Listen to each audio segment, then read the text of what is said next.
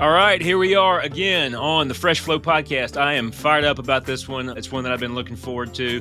Mitchell, I hope you're doing well, sir. And as per routine, before these episodes, I kind of think of a way to stump you and trip you up. And I was thinking about innovation in this fast-paced world that we're in, this volatile, uncertain, chaotic, ambiguous world, and how change happens so fast.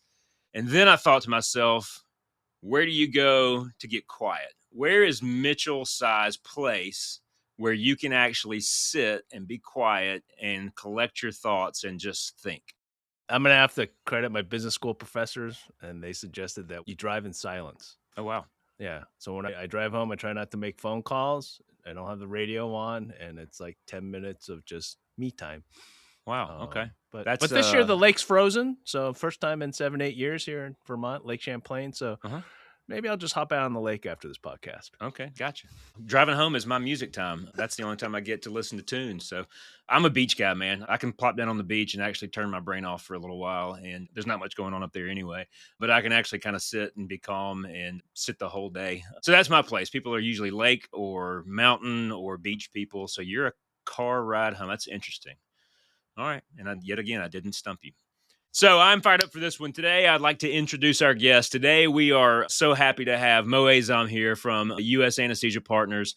When I was thinking through words to describe Mo, a lot of things came to mind: innovation, collaboration, bridge building. And what I thought to myself was, what doesn't come to mind is status quo, keeping things the way they are.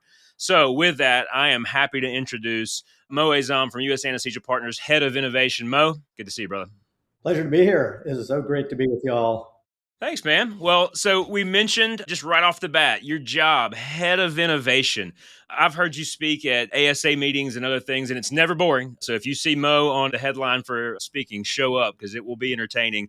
Tell us just your path into USAP, how you got there, and how you kind of found yourself in this innovation role with your company. Oh, thanks so much. I joined my private practice 23 years ago, did my residency out of Hopkins, came down to Orlando, got stuck here.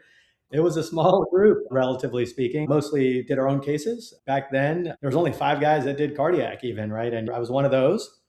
The group asked me to head up the liver transplant program because I was one of the new guys out of training. They're like, Taz, you're in. Here you go, buddy. Start one, here you go. Yep. And that was probably my first step into innovation, right? I had to do something really uncomfortable. And they had gotten some surgeons that were actually really great to work with. And we ended up having a great, well-knit group, and a handful of us as the transplant anesthesiologists working closely with those surgeons, listening to 80s pop tunes as they quiz their residents and fellows of who's the singer and what's this song. And most of these people are like, that was 30 years ago. Right. And so we did a lot there. We actually did some pretty novel stuff in bleeding management. Led me down a couple of paths, even to take some follow-up coursework in bleeding management, sort of these advanced techniques that Europe was doing. And the US was really quite behind the times on factor concentrates and auto dilution and all sorts of interesting things. That was also my first step in, like, how do you bring innovation back to the rest of the group and get the door slammed in your face? Like, no, thanks. Yep. And I'll actually pause there for a moment on that part of that journey. I think that's probably a very common theme when you talk about an academic department, a private practice, a large group, a small group, is how do you actually take some of that stuff where you've got folks out there pushing the envelope locally, right? And how do you take that and actually implement it? Well, that led to a couple of other things in our quality committee, and eventually led to some involvement in protocols around COVID. And then that really challenging environment that we all went through after COVID around sort of the business, the operations, the workforce. To the credit of some of our business leaders at the top of our organization, they said, it's not working. Like, nothing's working, right? We got to do something different. And that was really actually very refreshing, because everyone else was putting their head in the sand saying, it's not working. I'm digging in, I'm sort of closing the walls around me, right? I'm locking down my group. I'm not going to expand sites of service. I don't want to do what the hospital says to open new stuff. I can barely cover my own. Heck no, I'm not going to go teach CAAs or CRNAs or residents, right? Nobody even wants to come to work anyway, let alone Right. teach. And I think that if you think about the way some really great companies have done this in other industries, when it gets really tough and you see that the road ahead is just continuing to narrow, you got to sort of pave a different road, right? And that's what led to my role in this space, having that background in quality, advanced clinical stuff, legislative affairs with the ASA and FSA, and sort of that broad lens. And then I had worn another hat previously with a lot of digital stuff with Epic and Cerner, and thought that one of the things I could really bring here was a pathway to do something different in the digital realm if we're going to really do something different, if we're going to pave our own path. And that led to a couple of the projects I've been on recently. So that's just phenomenal when you think about what happened during the pandemic. And I have this theory that hospital administrators just said, you know what, we'll just weather this. And on the other side, we'll just turn back up the engine and fire off. And it hasn't happened. You see that with what's happening with the healthcare systems across the country. And then the other piece of just the story of having to do things differently when you think about Intel, right?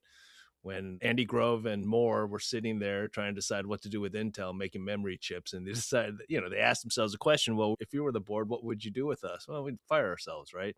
And how do you get physicians to get sort of that mentality of, hey, we need to be doing something differently, not just clinically, not just quality, not just safety, but as a specialty, as a system, whatever you look at, whatever level, we need to be doing something differently. So you are the head of innovation now. I'm sure you lead like multi-billion-dollar initiatives, right? But, tell us about it, because, when you think about the solutions that are available to us, it's always going to be at the intersection of two different disciplines. And so it's obvious that you get to interface with a lot of different people. For sure. And one of the things I did right off the bat in that role was really survey the landscape deep, all the places that we haven't been represented at. So digital technology conferences, digital health conferences, looking at the space of where other folks are investing a lot of money, a lot of VC money, and healthcare is all in that space, right? It's tons of names there, whether it's Hinge or it's BetterHelp or it's, online mental stuff, it's telehealth. It was a lot of companies at that time looking at the early parts of AI with scribe services and augmentation of a clinical workflow.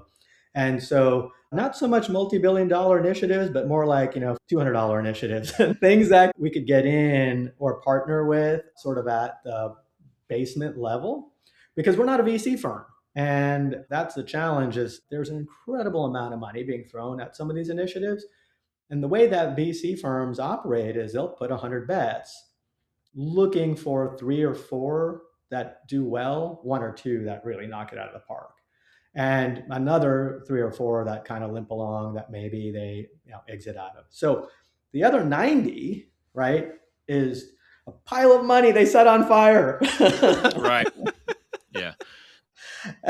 And so we don't have that liberty, right? And because our practice is owned by our clinicians, that's their money, right? Yeah. And hey, I'm going to take some of your stuff and go experiment on. That's okay. I'm going to probably lose 90% of those bets. That's not so okay. It's a hard, right? So where can we actually work with some of these companies to develop something and bring resources and capabilities to them, where they may have some of the complementary resources from either dollars or engineering or tech that works with us. So one of the first things I looked at was very not sexy: workforce. I think this will resonate with you all on the academic side. The only way to get out of the workforce problem is to create more workforce. Right? Brilliant. And how do you do that? Well, that means I got a resident with me and a CRNA student with me and a med student with me and a CAA student with me. So my practice locally in Orlando, I got students in every room. And that's, speaks to the culture of that practice. We started our own residency program this year. Incredibly challenging lift for the folks that are really running that today. They've got great success in the match. We're now going to be on our second year. And we actually have 4 residencies around the country in partner practices, all run and operated locally. And again, take that to your partners. In a private practice, non-academic group and say, you're going to get a bunch of students and residents. How's that going to go over? But, Matt, you were saying some of the same challenges with you all, right? I mean, in an academic department, you're being asked to go staff rooms. How does that work where you got residents and you need to also have that? Yeah, we've discussed this a lot on here. You mean Mitch is on his non-clinical day, and I can see he's wearing scrubs right now. I don't know what that means as far as it being an operating room, but we've talked a lot about the blurring of the lines between academia and private practice. Private practice groups increasingly asked to educate. Academic groups increasingly asked to jump more into the workforce. So there's this blurring of lines. I guess the question of all the way back is that, hey, what can we academics, I say that as a failed private practice flunky here, what can we learn in academia from you guys in the private practice world, and then vice versa? What can you guys learn from us over on the academic side? This is our first foray in privatemics, I guess you could call it. As we stepped into that, we also did a big partnership with Nova Southeastern University, NSU. We were having their students come through, especially their CAA students, across a number of our practices, where a lot of these CRNA CAA schools are like, hey, would you take a couple of our students? We need clinical sites. And we've been doing that for years and years. Then we realized, gosh, we have sites for them in Orlando and Jacksonville and Denver. So I opened a conversation with them to say, what can we do deeper? Like, as opposed to this transactional relationship, you send us some students, we try to recruit some to stay with us afterwards. There's a vicious cycle occurring, which is folks are burned out in clinical practice. So they don't really want to take those students. Maybe sometimes they begrudgingly do so. They don't really love on them when they're there, right? Oh, damn it, I got another student with me, right? They certainly don't beat him up, though, right? And then the students feel that, right? And so they're not going to come and work for your practice afterwards. It doesn't feel like a good culture. And so then this vicious cycle ensues of, you're sending us students, I'm training them, they're not staying. I don't want any more students at all. And so that deeper relationship was, how do we really show ourselves as truly bonded and show the students that we're truly bonded? So we created a Center for Anesthesia Education and Leadership together with the university. We are going to fund a scholarship program to identify folks that we want to keep and train. We're going to make sure we publicize that inside our own organization. And so as these folks come through, they can get scholarships. People see them as part of us. And afterwards, hopefully there's some retention and it generates a virtuous cycle. And to support that, we'll do research initiatives with them, with our quality committee. We'll actually participate in grand rounds at the med school. And then something novel that Matt and I talked about was we'll also build a deeper tie to the business school and residencies, because the business school and I are working together on a curriculum on the business of anesthesiology, an MBA program and a certificate program. And so now we got a much deeper tie. And when I see an NSU kid, call them kid, but they're 22, Pap-all. 23. They got better GPA than I did going into med school. Oh, get me started. I wouldn't be able to be a tech these days with my GPA. And they see us as sort of, simpatico, right? The other interesting thing is some of my partners and colleagues did a partnership in Mount Sinai up in New York. And I think that's a great example of a privatemics opportunity. So Mount Sinai Health System had an arm covering the ASCs, and they were actually joint ventured in some of those ASCs. They wanted a better anesthesia solution that was a little more nimbler and a little bit more private practice mentality than the academic side. They wanted to preserve both. They could still send residents there to do some of that fast-paced stuff when they're more senior, to do some of those blocks in that fast-paced ortho center. But they also wanted that high throughput because these are private ASCs. And those surgeons demand, 15-minute turnovers. And good gosh, as a resident, I could never do that. Right. Yep. We work together and we have a joint partnership and a clinical entity, the local practices that existed there, our operations team, our clinical quality and data metrics, the med school and their academic side partnering in. Jonathan Gall, who's very well known on ASA committees, economics and others, is the president of that group. So we're working together. So how do you all think that your health systems, I'm sure, are looking to grow in that private space, right, and expand their footprint? Is that something you're all being asked to cover a lot more? So I see Mitch nodding. No, yes, absolutely. We have a community division. This hospital system recently acquired a local private hospital system. And so, yeah, absolutely. It's a community division, which basically means private practice housed under this kind of academic umbrella. Its own thing, runs very different. I think it's actually an incredible opportunity for our residents to go see something different, because when you leave residency, you learn pretty quickly that the expectations in the private practice world are a little bit different. It's built for speed, right? You're not a big battleship anymore. You are a speedboat, man, and it means go, go, go, go, go. So I think it's a great opportunity to kind of cross pollinate and begin to learn from each other. But yeah, absolutely. We're starting to see the academic centers around here at least move more and more into the private practice space. So Mo, I was going to ask you, you have a training program for anesthesia, right? Anesthesia providers at your institution. Do you have training programs for surgery as well? Our hospital does. So I'm talking very specifically about my local legacy practice in Central Florida, in Orlando. So they do have a GME program. They have a number of residents that they've grown and grown, and now fellows as well. But USAP across the country is very heterogeneous. So one of the novel things about the practice across the board is it's a lot of practices, and each one is unique. When I joined my independent group, we partnered in the first year that USAP was started.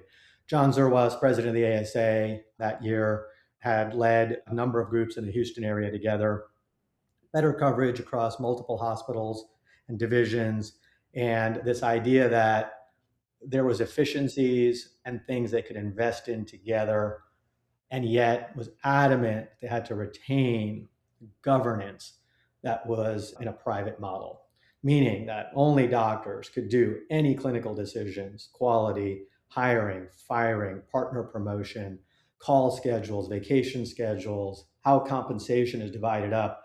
In a private group, the money comes in, the expenses get paid out, the partners divide the rest in any way they determine, right? They may want to pay the cardiac guys more, or pay the folks that are taking OB call, or maybe they want to be very communistic and divide it equally.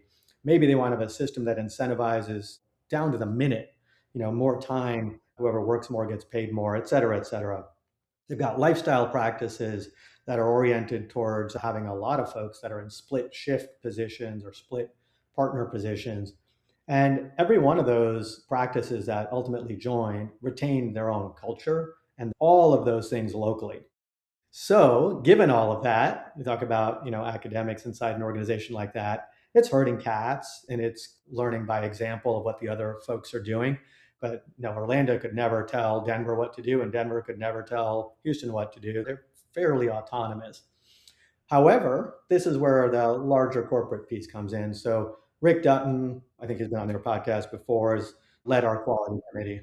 So Rick's sort of that glue across these practices, right? Hey, Denver started this residency program. Let's see if we can help you all do that. We did the paperwork with them. Let's see if we can help you on all the filings and all the regulatory stuff.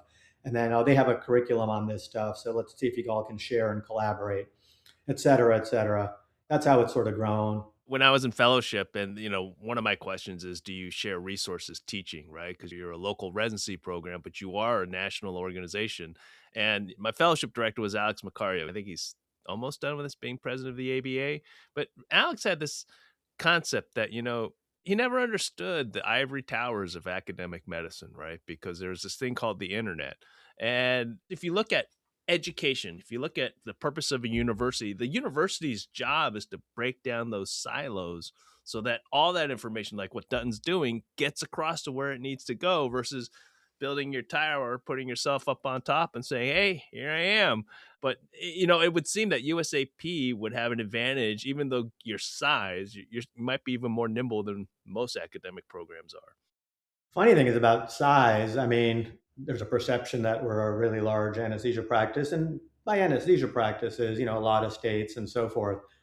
But I was just totally curious. I Googled it and I'm like, what's the size and scale of UAB, right? It's an $8 billion organization. It dwarfs USAP. However, all of your silos are like, in 3 city blocks, right? There's a lot of towers down there. There are, yeah. And so one large academic health center, health system, dwarfs any anesthesia practice in this country. Yeah, our geography is probably more challenging to get things collaborated and collated across. But to that extent, one of the core things we did when we set this whole thing up is every month there's a local regional quality meeting. Every month there's a national quality meeting. Anyone that wants to attend and take time away from their family at 7 o'clock every evening and come and join those. There's a you legislative affairs meeting, and there's clinical operations meetings, and there's finance meetings. And I mean, there's meetings and meetings and meetings. And everyone in these practices, people find their niche. I think I was chatting with Matt a little bit previous to this interview, and talking about mentorship and sort of how do you make sure the next generation comes up and continues to lead. So we have a lot of meetings that need people to fill those seats, and so we keep encouraging that. The board of my local group is, I think, more than half today made up of folks that were not there on the initial partnership. So we've stepped up, moved on, brought the new folks up, and those folks are making all of those decisions. So by rights, bylaws, dozens of legal agreements, hiring, firing, scheduling, compensation, call, all of that resides only with those physicians. There's no business person that can actually vote on those things. And so those folks that were residents when I started and joined our practice are now sitting on that board. And that's pretty cool. Yeah, very cool. Mo, when I hear you talk, I hear somebody who thinks and speaks differently. I said at the beginning, you're not a status quo guy. As I look at your CV that you sent us, you've obviously gone on and gotten further degrees. You think your MD is your terminal degree, and then you go, well, I need to go learn some more. And you go get an MBA like you did, like I did, an MMM like Mitchell did. It kind of teaches you to speak a different language and to see things differently, I think. Was that your experience? Do you think that you now see things differently because of the ability to kind of speak that different language? Yeah, I think it was, for me, particularly useful. I've had a lot of residents ask me, and I hope a lot of those folks listen to your podcast. They're interested in that. When do they do it? And I think, in my perspective, the right time to do it is when you can sort of apply it.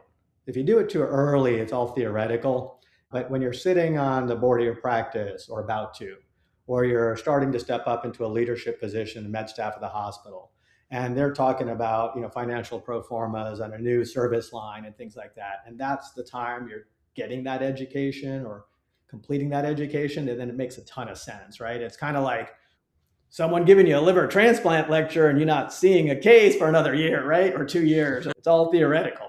Neat. Yeah. You talked about culture and how do you encourage people to come to your group, right? And I think with the workforce shortage and the market dynamics that we have right now, how do you make sure that your group, your organization is something bigger than what everybody else has, not necessarily just by paycheck? And I think about, my generation, when I joined the group here that I'm at, it was a private group. It was a good clinical practice residency, strong clinical training, right? But if you wanted a job here and you wanted to stay on, it was a 3-year job interview. And even after that third year, you knew what the speech that was coming. The speech from the chair at the time was, what are you going to do to develop a niche, right? And it's either go get a fellowship or come and do something different. In a lot of respects, for a lot of departments, I think that has gone away. So what are the implications for our specialty if we're not asking physicians to do something more? And it's obvious USAP is giving a platform to your young physicians to be able to do this. But what are the lessons that academic departments need to employ, sort of what USAP has done? That's really interesting. And I think it's a good lesson for a lot of the folks coming out of training right now. A little historical context, right? I applied to anesthesia residency when it was sort of at its worst in the job market. And I came out of that residency as it was all sort of starting to resolve. And when I joined my practice, there were several folks that had made partner or were just a few years ahead of me. Those folks came out of residency training, were offered a 5-year employment. We had a little over 200 something grand with no guarantee explicitly. There will be no guarantee you'll make partner after this. Think about this residents today, Oh my right? goodness. Like You made partner yesterday. Yeah, it does not compute. Yeah. and instant income equality to a partner effectively. And at that same time, like I'm not going to actually invest a number of years in doing all those niche things out of the OR to show my value. I'm going to be making the same So this pendulum it swings, right? And it swings from where there was that perceived glut to, okay, then the market started getting warm again. I got a reasonable offer to like a 3-year track to partnership and was made partner in a very respectable and fair-handed way. And then we get all the way to where you are today, where, it's like, do I even want to be a partner? Some of these folks are saying they're like, I just go do locums. I'm making the same money. My schedule is completely flexible. They all have their pros and cons, right? Stability, I think, is one of them. How long is that going to last? I did it for a little while inside our own company for about a year. And I was driving up 45 minutes here and an hour over there and helping to cover some locations around Florida. It gets pretty tiring and pretty old pretty fast, right? Yeah, new environments, different surgeons, culture's different. Like, where's the Pyxis? Right. Yeah. You go to some place and the nurses over there, we don't actually help with blots, right? You're on your own, bud. And so, yeah, maybe it's sexy for a little bit and it kind of gets old pretty quickly. And what you realize is, you kind of miss is that camaraderie of a culture, of a group, of a practice where, oh crap, what's going on in this case? I can call any of my buddies. We'll be there in an instant, right? And thinking through the whole differential diagnosis and things that we could do. And, I can't tell you how many times early in my career where it was just like, I'm having trouble with the central line, or man, that echo, I'm not quite sure on that, right? Or someone's, backing you up and helping you out. Or, hey, I got a family thing tomorrow night. My kid's got something. Can you cover my call? Of course, right? And that friendliness. So I think that's lost a little bit. And I think you guys are right on when you're talking about what happens next. But if I might take that back to everything old is new again, there were some older folks in my practice, some of my mentors that were out in the 80s and early 90s, and there wasn't a practice. It was 30 doctors in a hospital that were all independent contractors. And one of them was voted as department chair of the hospital anesthesia department. And the department chair made out the schedule. That was their only job. Everyone else covered all the rooms. You covered your cases, you took your distribution of call, but you were an independent contractor. Now, hospitals wanted that under one umbrella over time. They wanted more comprehensive and clear call coverage. And so when they said that, we needed to staff a new ortho surgeon or this or that, they had one focus point. The physicians largely billed independently. They literally had 3x5 index cards and they wrote like their personal usual and customary rate and stapled it to a paper anesthesia record and sent it to a billing office. That's how they did billing. Via a courier, probably, right? By courier. Yeah. Which might have been a St. Bernard. And the payers basically said, I don't want 30 different anesthesia doctors, 30 different anesthesia practices in one hospital system to deal with. And they wanted a network. And they said, we want the whole hospital to have their anesthesia coverage in our network. And that was the start of all of the network stuff that led to the No Surprises Act and network adequacy conversations and so forth. And it was all about that. So does locums kind of remind you of all that again? In a way, yeah. Yeah, a little bit. Mo, you mentioned, you kind of talked about creating a culture that people want to be a part of, where they want to come to, and the camaraderie of that private practice feel is certainly one of those. But I want to give you another chance to talk about the program you've put together down in Orlando or in Florida with Nova, the business of anesthesiology. It's a really interesting concept and idea. And I know you put a lot of time and effort into kind of building all of those different bridges. Can you speak a little bit about that program and what it is and where you see it going? Yeah, I was inspired, honestly, by what ASA had done a number of years ago. What they had a certificate in business administration program. I guess it had kind of lapsed and gone by the wayside. And as this trend of like more locums, less partnership, I had the same thought you all had. Like, who's going to train the next generation of anesthesia leaders? Right? At some point, this pendulum is going to swing back the other way, and you're going to need independent practice again. And who's going to be the president of that group and understand billing and insurance issues and coding and all of those things like our practice leadership does today? If a large number of folks have been sort of tuning that out for 5 years or 6 years, right? And so I think ASA Practice Management has been, or now called ASA Advance, has been a great resource on that. But I wanted to spark something there. And the Huizenga School of Business down there at NSU had a MBA program and a strong focus in healthcare. And I said, wouldn't it be great if we took a couple of those electives out at the end, put in specific electives around anesthesia, OR management, leadership, how to work in teams, or efficiency, utilization, some of those kinds of concepts, and put them in as electives and just call it a business of anesthesia course. And I think it would be very applicable to residents, med students, fellows, folks rising in their career, or now taking that next step to maybe leadership in their practice. So we're hoping to roll that out this year and then see who wants to try it. That's awesome. Yeah, I kind of built a fellowship based off the same idea of trying to do the exact same thing. And your idea, I think, is brilliant. One thing that I should point out is that the Huizenga School of Business, the greatest business decision that Mr. Huizenga ever made, of course, was stealing Nick Saban away from LSU to go to the Miami Dolphins so that he could realize that NFL football was not where he should be, so that he could come back to the University of Alabama Crimson Tide and set up the greatest dynasty that we've ever seen in college sports. You didn't think I could take something you said to Alabama football, but I found a way. Roll Right Tide. Roll. My daughter's a sophomore at UF, so I don't know about all that. Hey, man, I got to see them in the Final Four. Basketball program is pretty solid right now and looking good again this year, too. So that's probably pretty fun for her.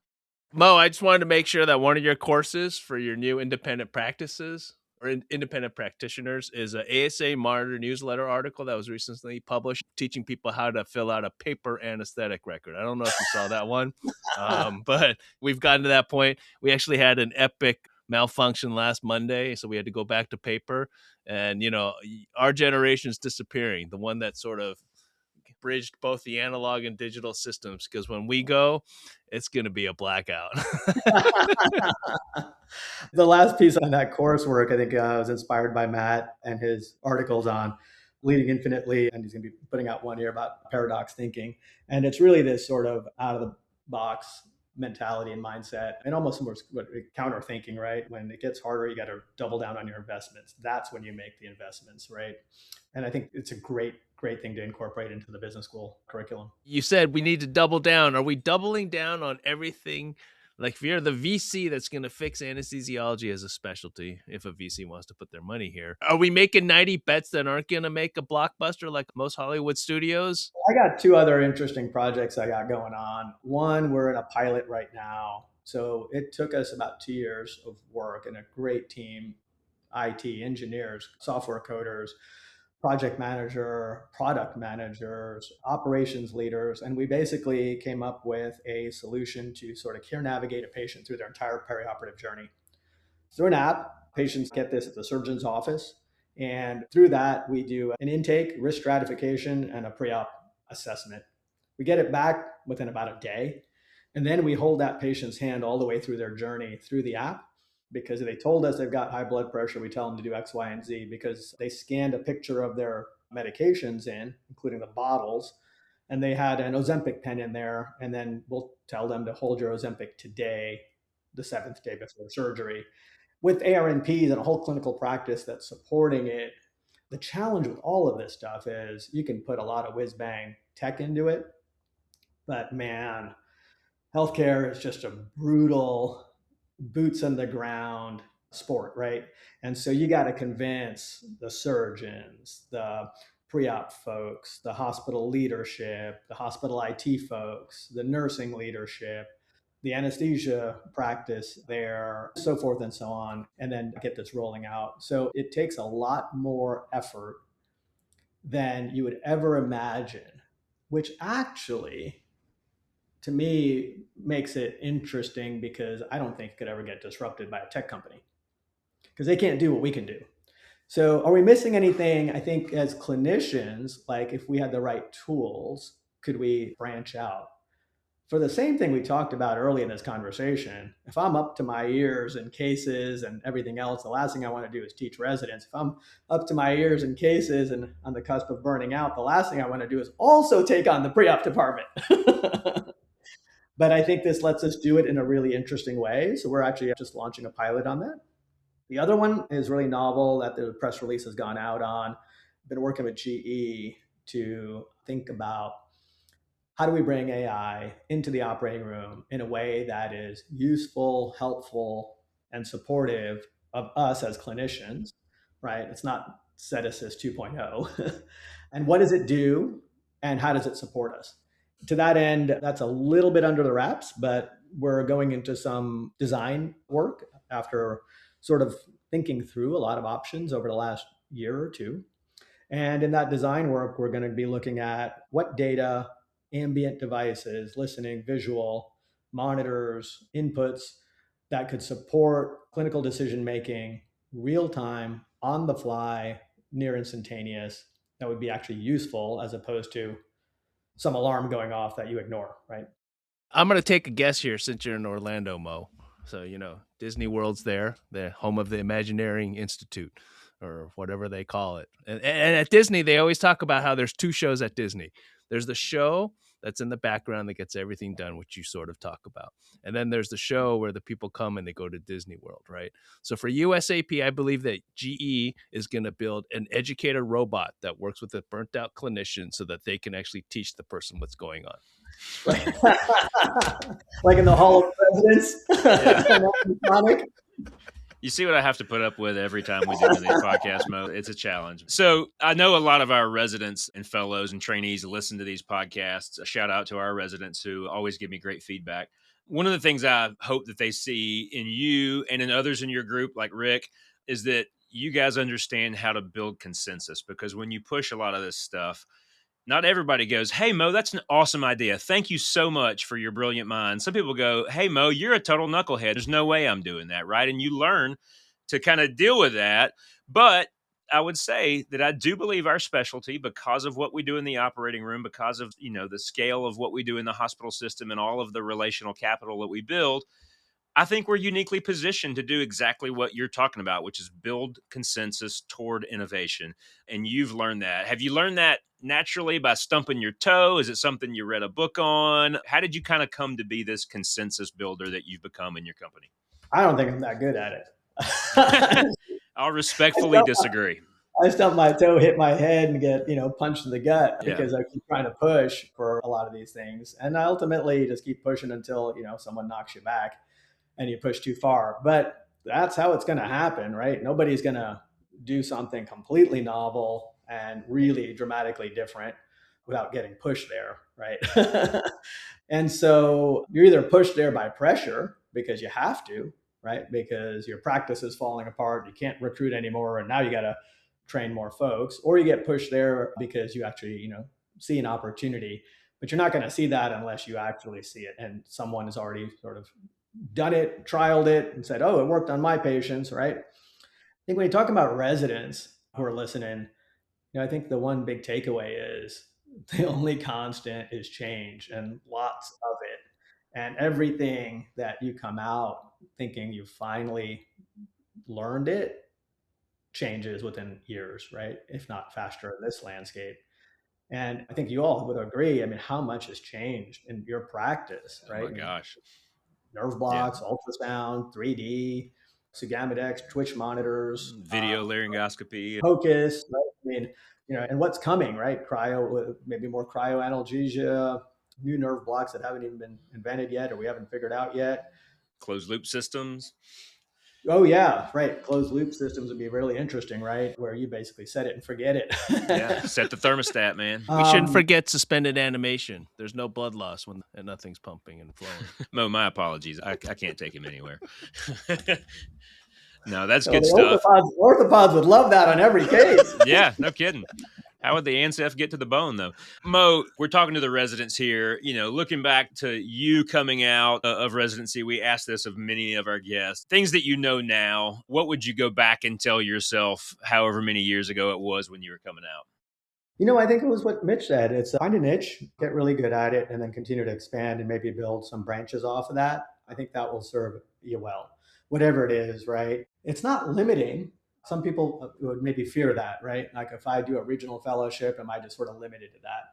I think it could be that plus. And so it's so interesting that, in my local practice or our national practice, there's so many folks that are contributing really meaningfully in a niche, right? There's, the folks that are really involved in legislative affairs. There's the folks that are really involved in society governance. There's the folks that are really involved in practice operations. efficiency, quality, utilization.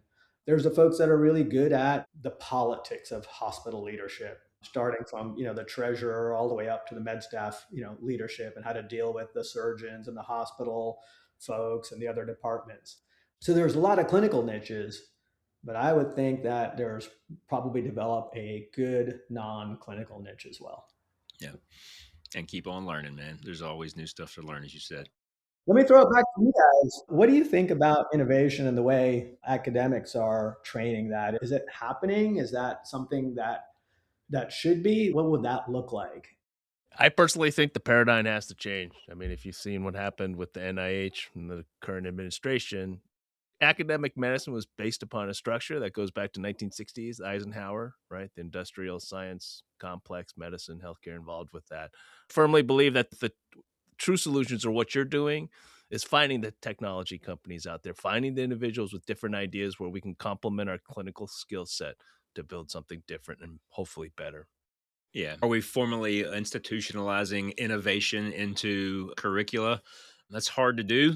ACGME kind of has the residents locked down, and I understand that. I'm not saying that as a critique. We have to make, first and foremost, outstanding clinical anesthesiologists, so I get that. And so what I've seen is people like you and maybe me and Mitch out there trying to do other stuff, be it a transition to practice kind of curriculum, like my friend Beth Duggan is now leading here at UAB, or a fellowship program, or encouraging people to go get further education in business innovation, administration, that kind of thing. So there's pockets here and there. I don't think we've institutionalized it, but I'll be perfectly honest. I look to a lot of times to guys like you in the private practice sector and what you're doing. And that's kind of why I like to keep in touch with you and with Rick and with friends at other companies out there, because you guys are out there on the leading edge of a lot of that innovative stuff. So I think we'll keep doing what we're doing here and training people and doing research and kind of building the foundation. And we need you guys on the other end out there blazing new trails for us. So thank you for what you do, man. You forgot recording podcasts, Dr. Shearer. Oh, yeah. We're doing groovy stuff like podcasts, too. Absolutely. That's where we're on the bleeding edge, right? I thought Mitch was going to say that you forgot to hit record on this podcast. Yeah, exactly. Me too, yeah. Which wouldn't surprise me at all. If we were in charge of it, that would have absolutely happened, and we'd have to start all over. So, Mitchell, you have any final questions or anything for Mo? You wanted to ask something about a friend of his, maybe? Oh, so as a member of the Florida State anesthesiologist, I didn't get a response back from Gio, so I was just hoping you put a plug in at the next meeting at the Breakers, which Gio has never invited me to speak at. I heard it's really nice, but if you could just ask Gio if we could be the official podcast of the Florida State Society meeting. One of the three of us may or may not be on the committee that plans that meeting, so. All right, let us know. We'll both show up. That'd be awesome. That'd be great to have you guys down there. Yeah, Gio's been a great friend, obviously, as a liver transplant guy up there at the academic side. And it's funny, we had a resident event up in Gainesville. It was about 6-8 months ago. I said, hey, come on down with the rest of your residents and hang out. We're going to Spurrier's, renting out a private room there and have all the folks. And I don't know, he got busy or whatever else. And that was the day that Spurrier himself came to the restaurant and hung out with them all. So he missed out. Cool. That's good stuff. Mo, man, this has been fun, man. Looking forward to continue to keep in touch with you. Maybe we'll write some more stuff in the future, and really excited about what you're doing with the Business of Anesthesiology program. That in and of itself, we could do an entire, or as we say in Alabama, a whole nother episode just on that. So thank you for what you're doing. Keep on going. Keep on building bridges and tearing down walls. And thanks for being on with us today. Thanks, guys. Appreciate it, man. All right, y'all. We'll catch you next time on the Fresh Flow Podcast.